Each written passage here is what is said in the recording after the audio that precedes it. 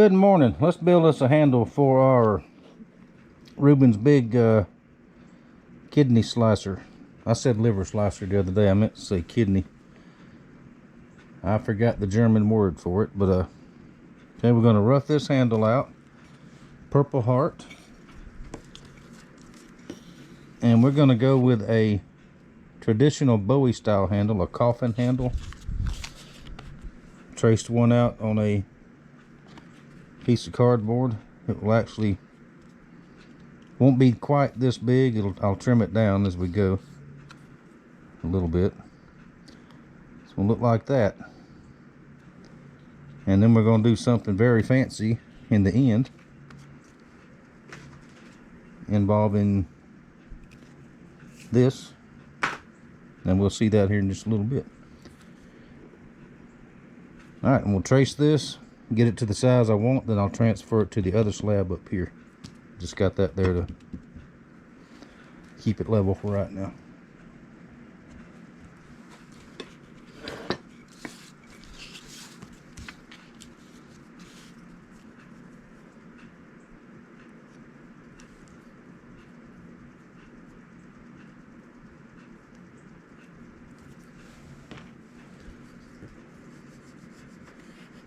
So our pencil marks.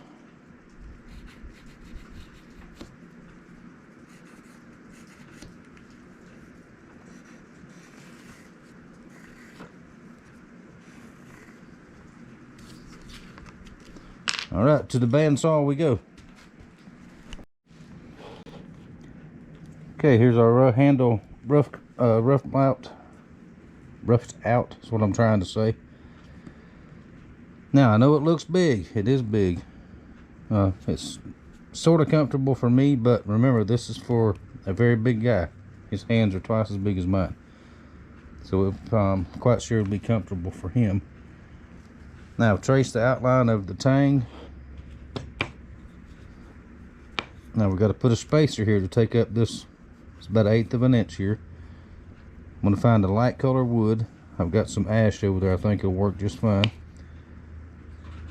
And we're going to put us a liner in here. That'll even it out and give it a nice accent on the edges. Let's work on that next. Change of plan. For our spacer in here, cut a piece of leather. Oh, we'll have to cut another one. I didn't notice that. Oh well. This is how it's going to work. And this leather is just the same thickness as the blade.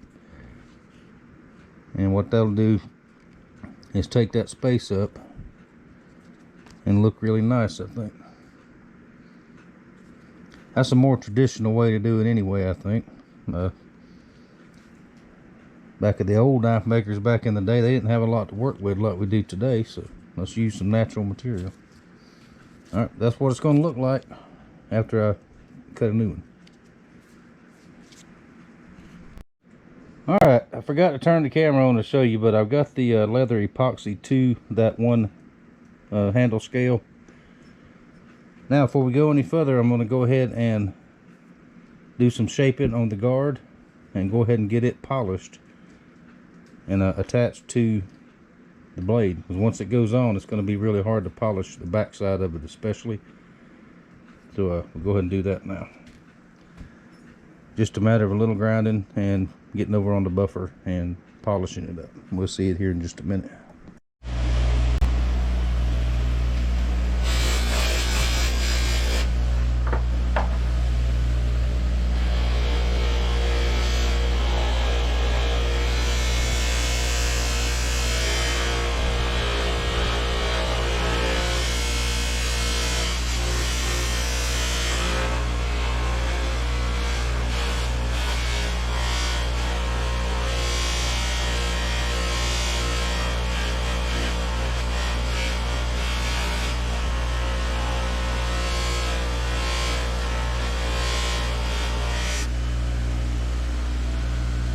This is going to take a little while, so that's the idea though. Just polish it all the way around until it gets nice and slick and shiny. And then swap it to the other side and do that again. Alright, where's my military guys?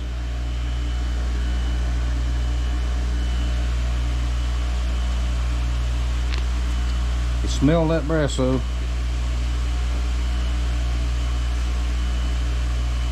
And it should bring back a memory or two.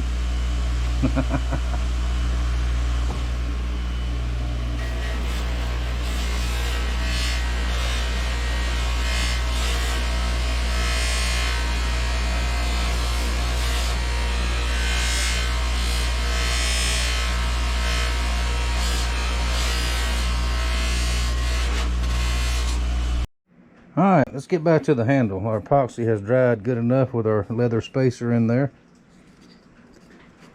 Now I trimmed off the excess with a razor knife. We're going to go over to the sander and smooth everything off. And by the time I get that done, I've got the guard fitted on there. Now actually you don't need anything to hold this in place. Once this epoxy's down on it from both sides and gets pinned, it will not move. But I put a little bit right around the edge of the tang of gel super glue, just to hold it still while I'm putting everything together, and that will never move. So that's that. Alright, let's go finish this up on the sander, and then we'll have to draw out the other side and cut it.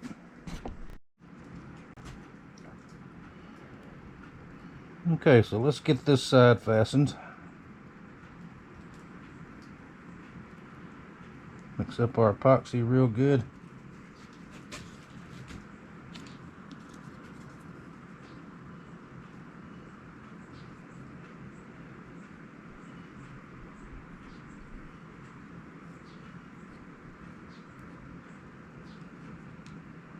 There's some down in here. Now keep in mind there's going to be multiple pins in here as well. So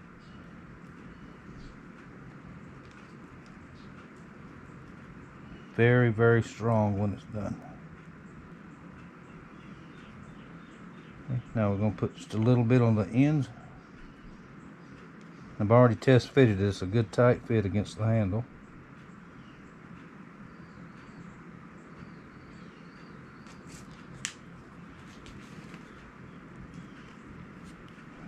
Go like this.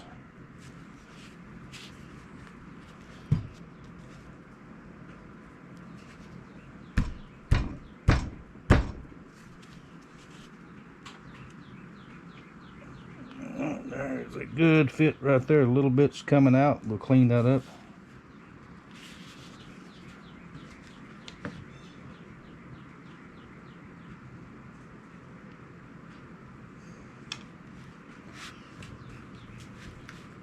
Now we'll put us a clamp here and a clamp here. Let that set, and we didn't trace that one over there. Oh well, we can still do it, just have to wait for this to dry now. I'm getting ahead of myself.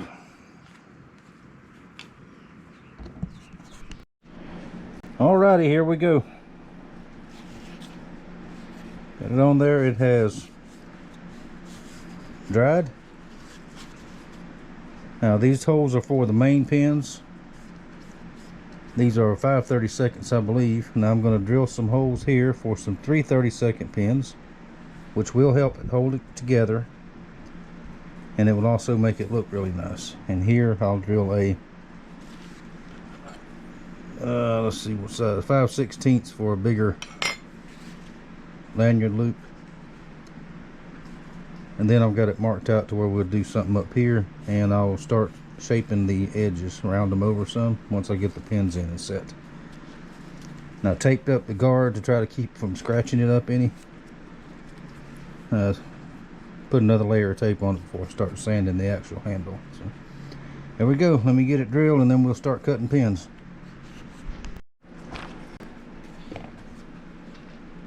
Alright, setting the pins.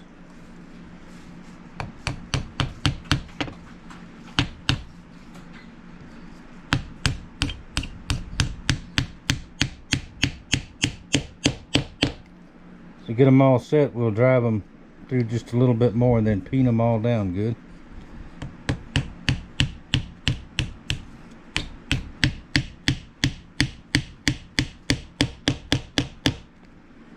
That'll keep them from coming out. I don't like pins that are held by epoxy only. Peen these pins, if you heard me say this before, if you watch all the time, you peen these pins, it will expand that whole piece of brass all the way through that handle. Just a little bit.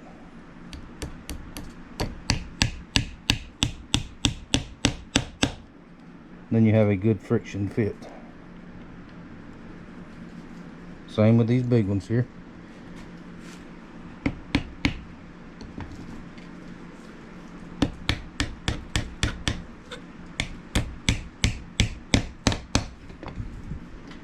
I've been looking a lot with the Corby bolts and the Loveless bolts. I may give those a try one of these days. I don't know.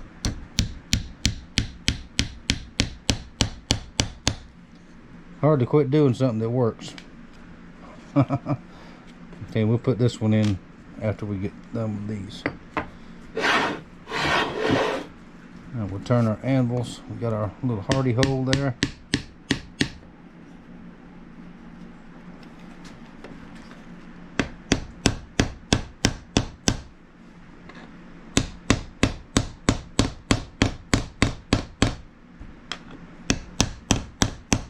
Just like that on each one of them, even the big ones, and then we will sand it all flush. Then we'll put in the lanyard pin. Alright, here we go. Got the pin sanded down flush. I think it looks really nice so far. Now, still got to round and contour this part of the handle. I'm going to do all that by hand with a rasp and sandpaper, because I don't trust myself to put it on the grinder and try to keep up with it. Don't really want to mess it up at this point.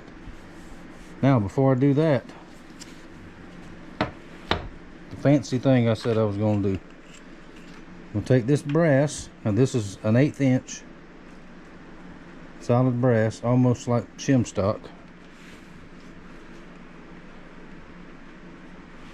I'm going to go here and I'm going to wrap it around to decorate the pommel down here on the end of the knife. I think it's going to look really nice. I have some little tiny brass screws. Then think I'll use those. If not those, I'll use I got some little brass studs that you drive in. But I'm going to cut it to length and get it bent like I want it. Then I'm going to epoxy it on there. See, that's the same, just about 1 inch. And I'll trim it off with the sander when I go to sand it. Well, part of it will be random orbit sand. But there we go. That's the next step. Let me get my length for this. We'll get that on there and I'll show you what that looks like. Let that dry, then we'll start sanding. Now, this is the hardest part of the whole project, but that's okay. We're getting there. Well, all right, everybody. It took all day, but I got it done.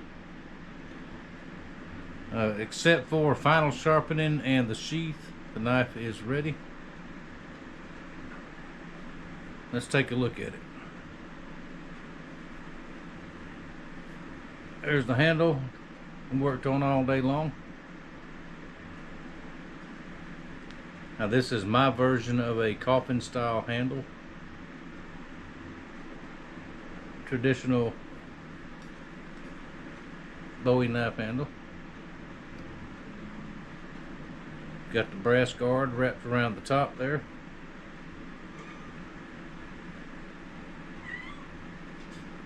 All brass pins. And this is Purple Heart, if I didn't mention that. Now, this is a big handle. Like I've said several times, it's almost comfortable for me. It's a little bit big for me, but this knife is made for my good brother Staff Sergeant Reuben. Like I'm sure I mentioned it before. He's a big guy, got very big hands. And that's a knife.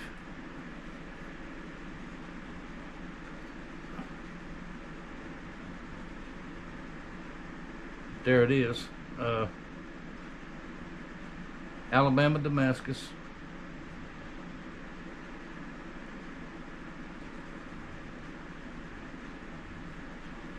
Very cool. I'm very happy with the way it turned out. See, let me give you an overall measurement on it.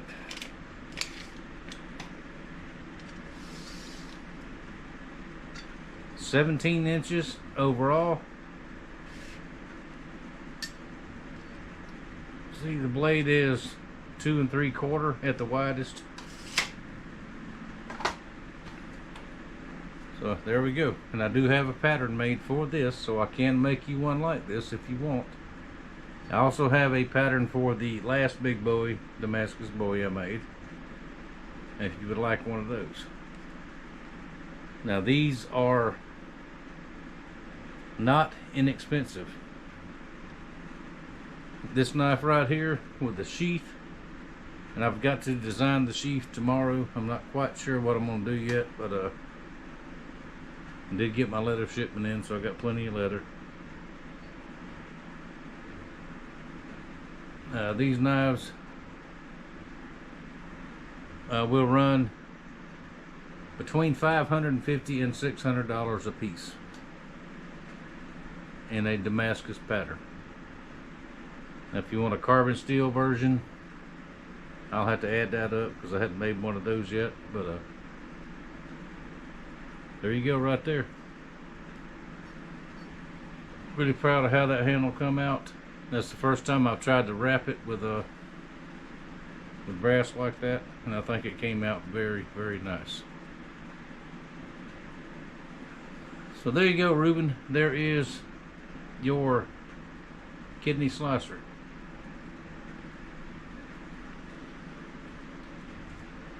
Pretty cool, huh? I'm right proud of that one. A little bit of oil on the rag here. And like I said, I got to tomorrow. I got to do a little bit of shop cleanup and get ready to make the sheath for it. I have 3 more coming up here pretty quick. That's been on the books. 2 of them been on the books for longer than this one. I got a Master Sergeant in reclaimed steel, a Wallace Gaucho in reclaimed steel, and a cleaver chopper with a tenderizer on the back. That's going to be an interesting one. So we'll work on those in the next few days, and the 10-piece set is still going on. The steel for the Gaucho and the Master Sergeant are in the forge right now. I had to anneal it. This reclaimed steel is, some of it you can drill, some of it you can't. So in order to get it to drill, you have to anneal it, soften it up some. So that's what I had to do with that today. But there we go. There it is. Thank you all for watching. Thank you for your support. And we'll see the sheath and the very final end of it here very shortly. Thanks for watching. I'll see you next time.